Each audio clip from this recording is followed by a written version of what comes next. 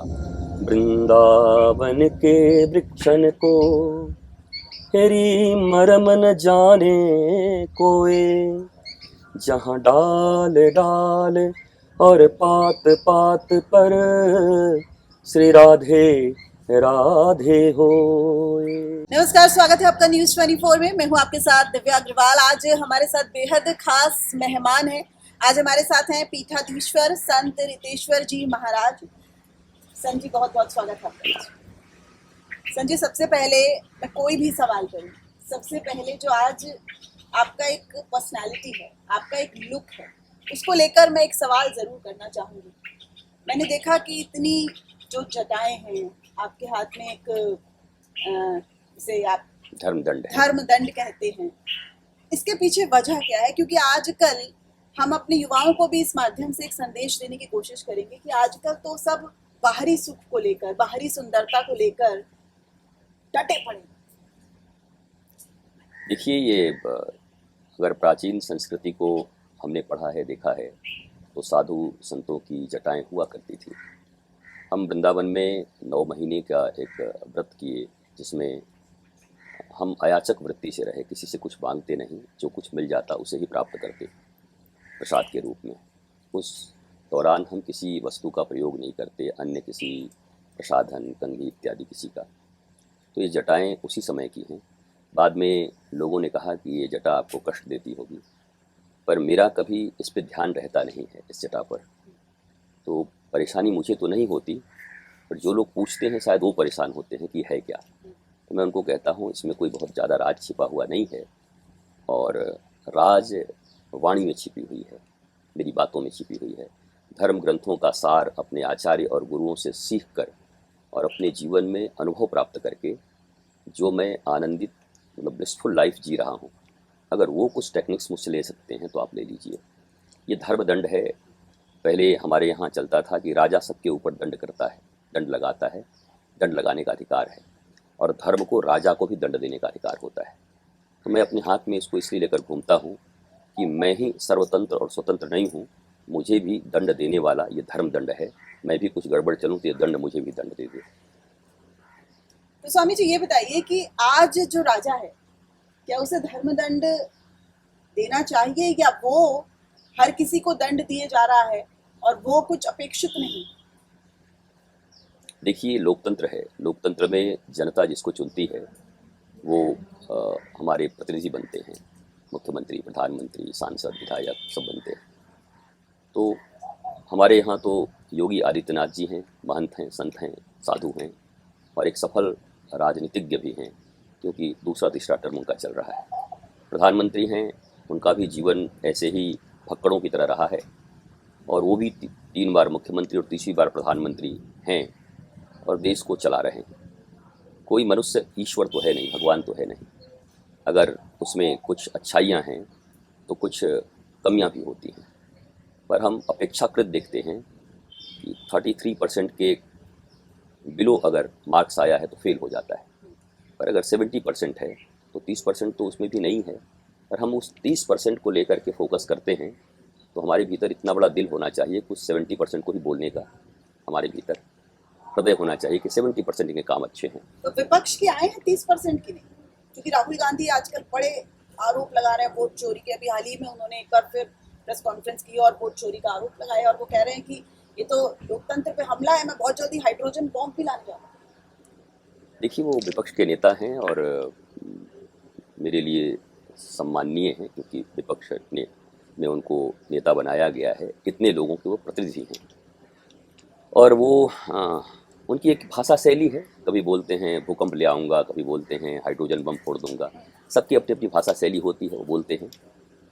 Vote चोरी की बात तभी उठी है जब लाल किले के प्राचीर से 15 अगस्त को प्रधानमंत्री ने डेमोग्राफी की बात उठा दी है। और ये समस्या इसलिए नहीं छुपाई जानी चाहिए, क्योंकि भारत अल्पसंख्यक और बहुसंख्यक के नाम पर बहुत त्रस्त हो चुका है, और जितनी भी समस्याएं हैं वो इसी कारण से हैं। हम तो पहले नाम भी नहीं लेते थे कि 2 समुदायों के बीच में भिड़ंत हुई, 2 समुदायों के बीच में लाठी चली। अब स्पष्ट हम बोलने लगे हैं कि ये और ये, इनके बीच में लाठी चली, और इतनी स्पष्टता भारत में होनी चाहिए, दुनिया में होनी चाहिए। छुपाना क्या है?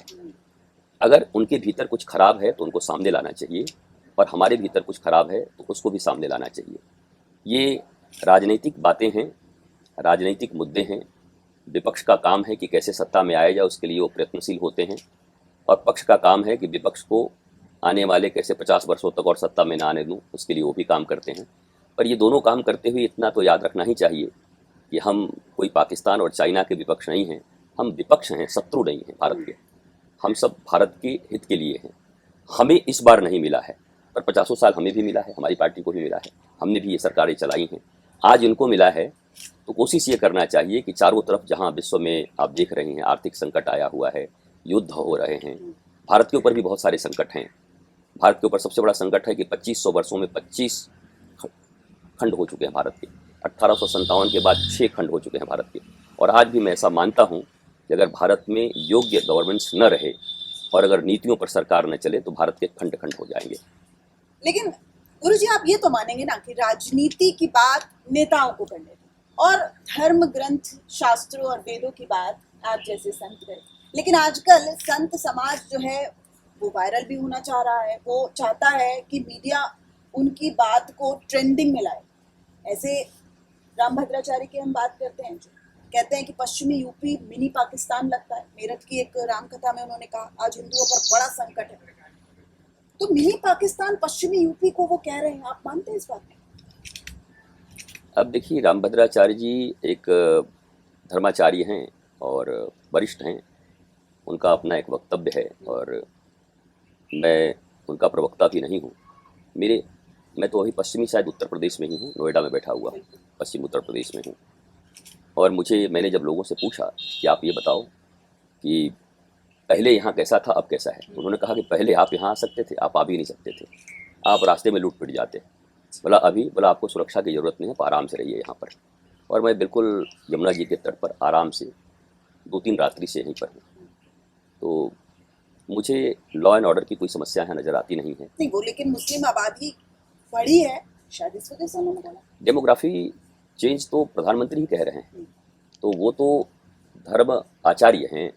जब देश के नीति निर्धारक प्रधानमंत्री सत्ता पक्ष के कह रहे हैं कि डेमोग्राफिकल चेंज भारत में बड़ी तेज़ी से हो रही है, सीमाएं असुरक्षित हो रही हैं, तो ये बात तो सही होगी। और ये क्यों है?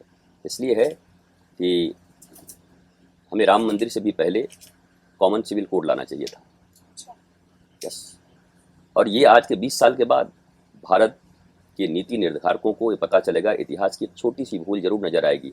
हालांकि इसलिए भी मैं उनका समर्थन करता हूं कि 493 सालों से जो कलंक हमारे ऊपर लगा हुआ था, एक माई का लाल नरेंद्र मोदी, जिनके प्रयास से सत प्रयास से ये मंदिर यहाँ पर बना।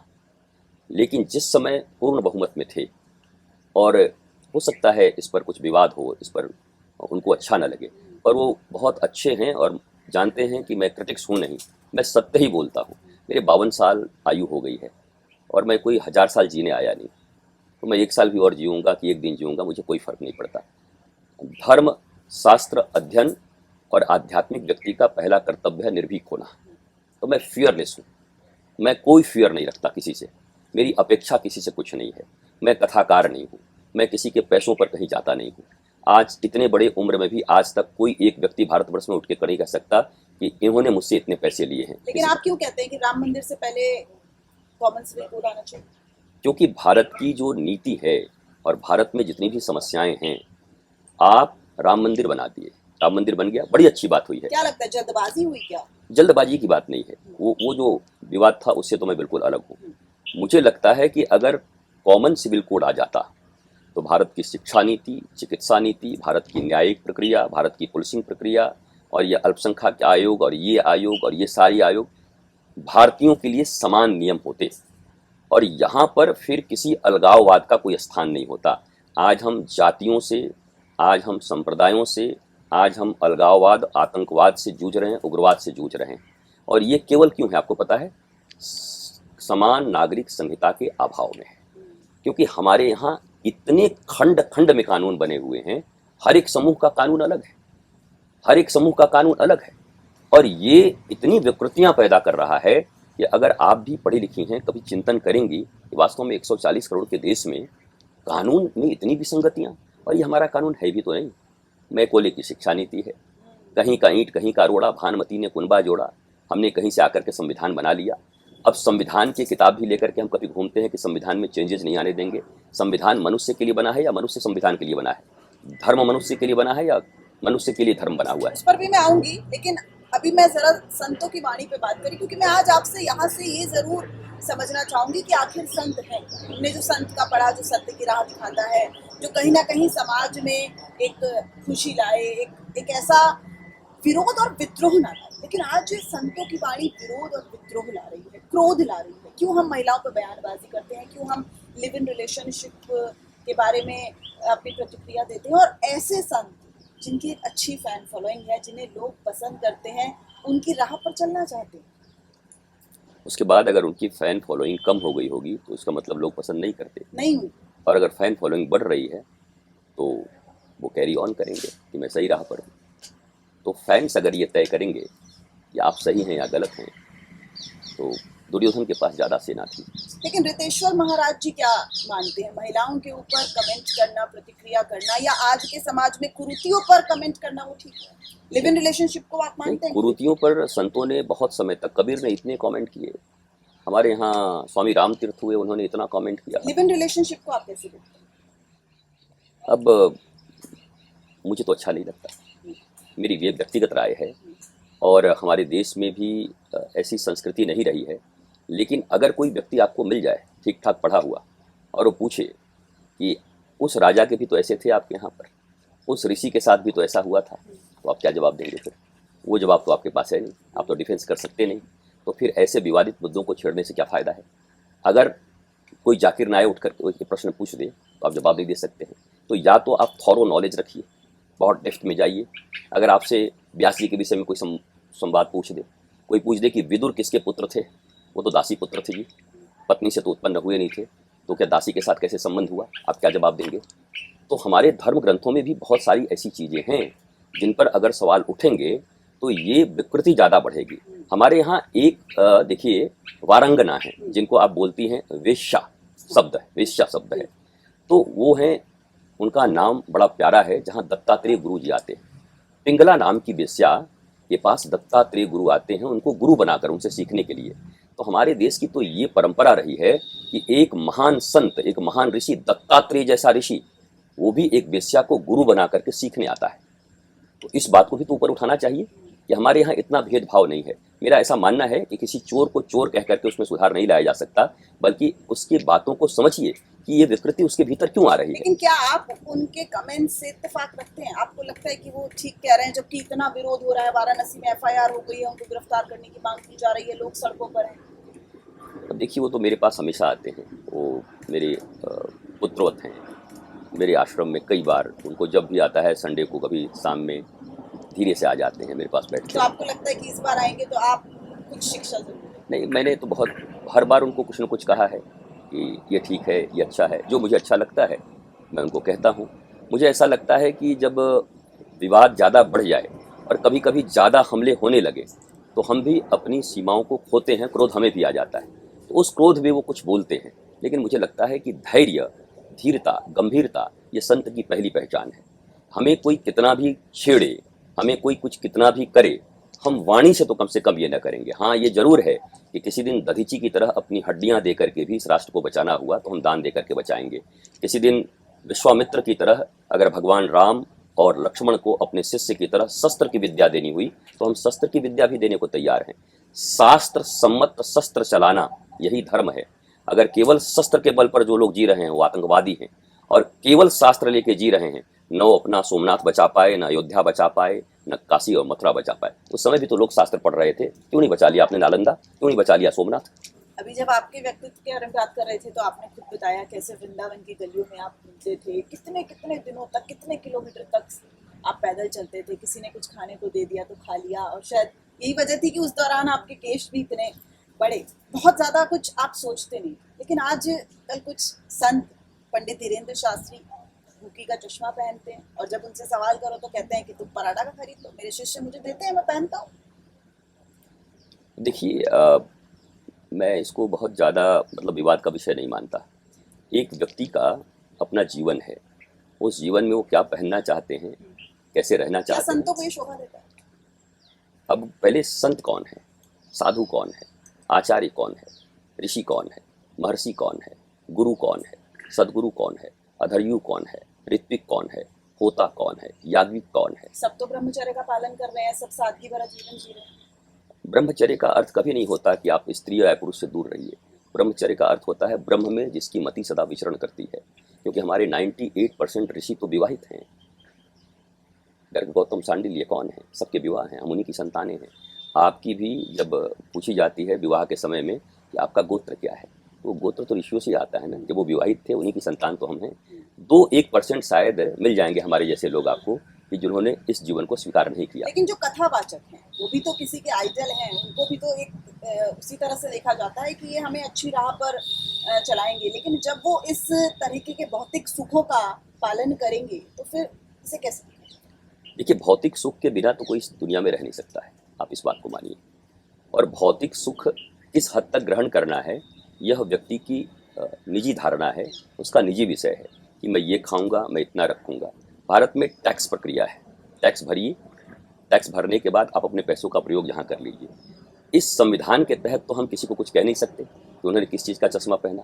मैं भी कभी कभी चश्मे बहुत पहना हूँ, चश्मे पहना हूँ, धूप लगे तो चश्मा पहन लेता हूँ, पर मैं मेरे ऊपर भी कभी विवाद हुए तो मैं उन विवादों को आगे नहीं ले जाता। मुझे लगता है कि जो कोई प्रश्न करे हर प्रश्न का उत्तर देना जरूरी नहीं होता है। मुझे ऐसा लगता है कि आप यहाँ आए हैं समाधान के लिए, हम आए हैं संवाद के लिए, विवाद के लिए नहीं आए।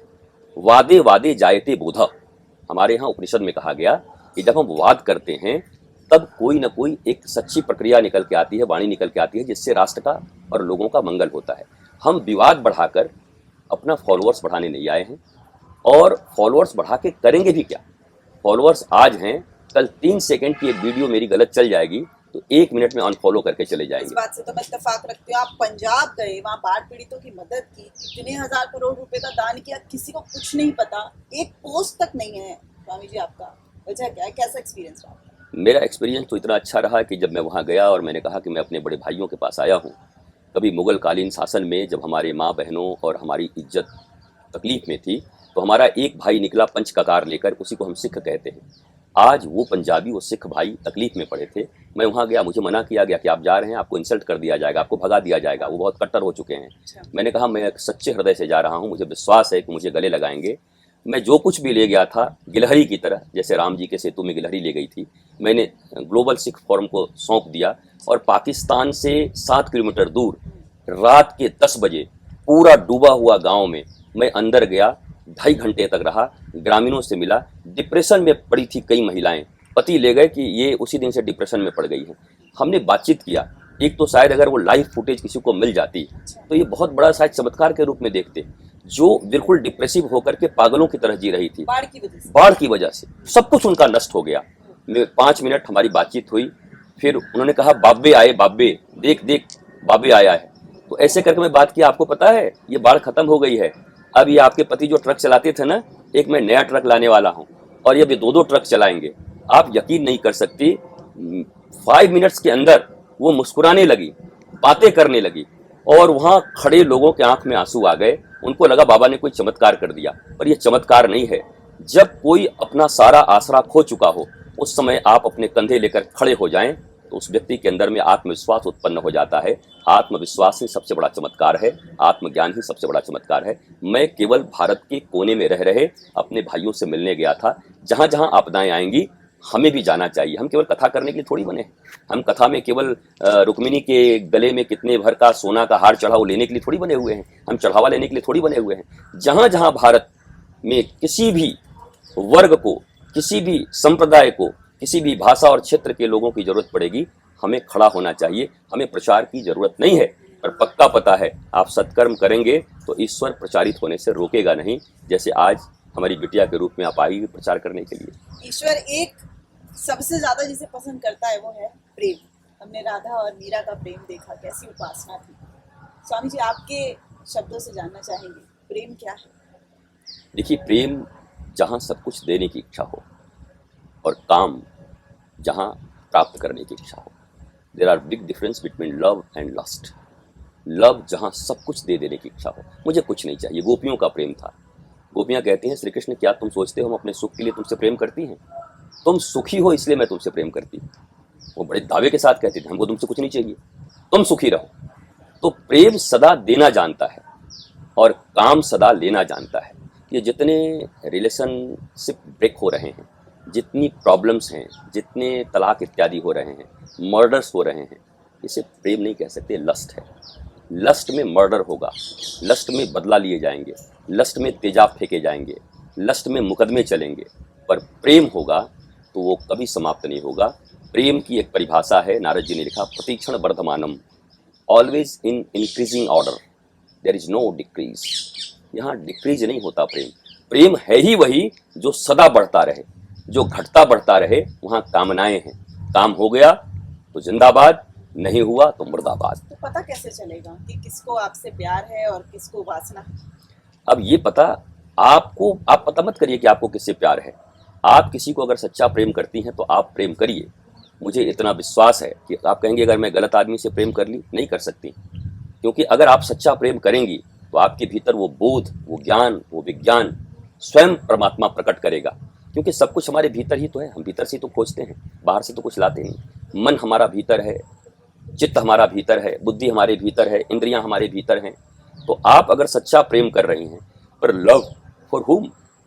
अगर हम पहले ईश्वर को प्रेम न कर पाए, हमने एक बहुत प्यारा गाना सुना था कि जिसकी रचना इतनी सुंदर वो कितना सुंदर होगा।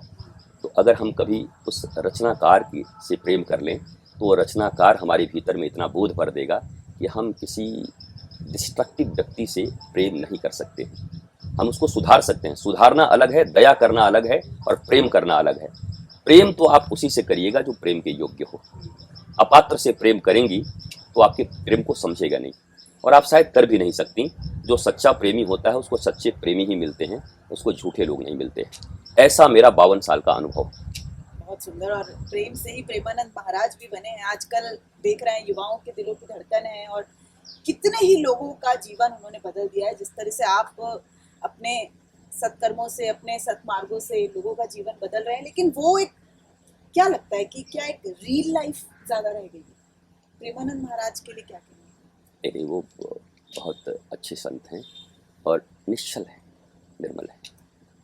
वो बहुत, मुझे नहीं लगता कि इतना सांसारिक चीज़ों के विषय में, बचपन से जैसे रहे हैं, जैसे उन्होंने अपनी कथाएं बताई हैं, और जितने लोग इन्फ्लुएंस होकर के अगर दो चार अपनी बुराइयों को भी छोड़ पा रहे हैं, एक सत्पथ पर जा रहे हैं, किसी को कोई संबल मिल रहा है, कोई मरने जा रहा है और वाणी से संबल मिल जा रही है, तो इट्स ग्रेट कंट्रीब्यूशन।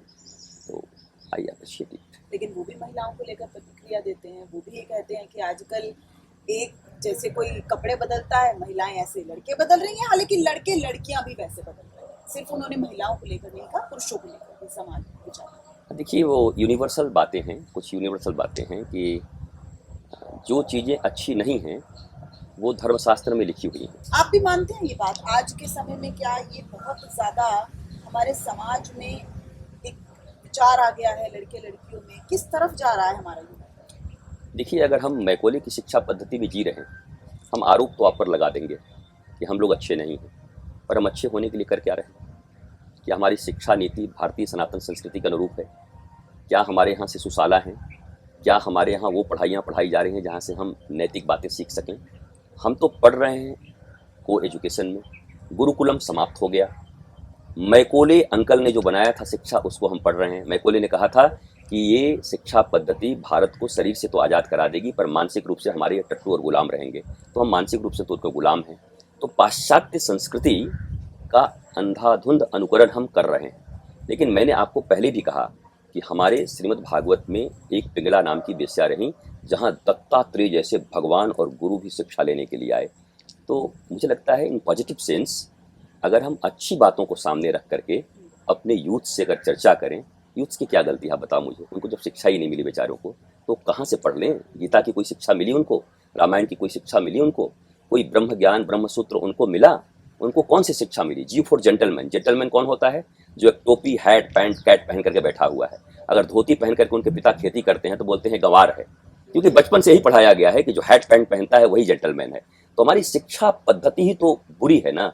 शिक्षा नीति बदलने का काम किसका है? सरकार का है। अगर सरकार शिक्षा नीति बदल दे, चाइना जापान के अधीन था, पर जब जापान से वो मुक्त हुआ तो 1 वर्ष के अंदर में चाइना ने जापानियों के नामों निशान मिटा दिए अपने यहाँ से। न कोई बिल्डिंग, न कोई सड़कें, न कोई उनके नाम का चीज। मतलब हमारी संप्रभुता अखंड रहेगी, हम गुलामी की कोई चीज नहीं रख सकते। हमारे यहाँ 5 साल में एक नाम बदलते हैं, उस पर विवाद होता है, सड़क जाम होते हैं। एक अध्यादेश लाओ और कहो कि इस देश के लिए जीने वाले लोग, उनके नाम पर इस देश का हर एक इमारत होगा। अब्दुल कलाम आजाद के नाम पर होगा, वीर अब्दुल हमीद के नाम पर होगा, रसखान के नाम पर होगा। हिंदू मुसलमान की बात नहीं, पर बाबर और औरंगजेब के नाम पर यहाँ कुछ नहीं होगा। इतना हिम्मत तो होना चाहिए ना। इतनी हिम्मत भारतीय जनता को भी करनी चाहिए और सरकार को भी करनी चाहिए।